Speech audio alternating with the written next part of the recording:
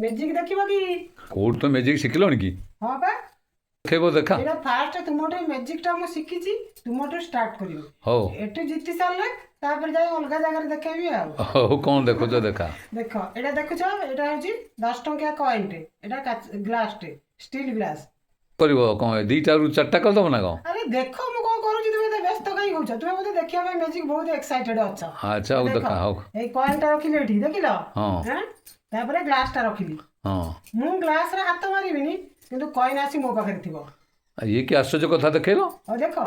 ଓ ହାତ ଓମ୍ ହିଳିଂ କ୍ଲିଂ କ୍ଲିଂ ସ୍ୱାହା, ଓମ୍ ହିଳିଂ କ୍ଲିଂ କ୍ଲିଂ ସ୍ୱାହା। କ'ଣ ଦେଖ, ହେଲା? ଏଥର ଗ୍ଲାସ ଉଠେଇକି ଦେଖ, କଏନ୍ ନଥିବ। ହଁ ଏତେ ବଡ଼ କଥା। ହଁ, ଦେଖିବା। ଦେଖୁନ।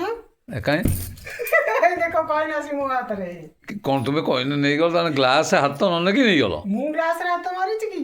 ଦେଖ, ବୁଦ୍ଧି କିଏ ଚାଲାକିଆ, ମାନିଲି ତ।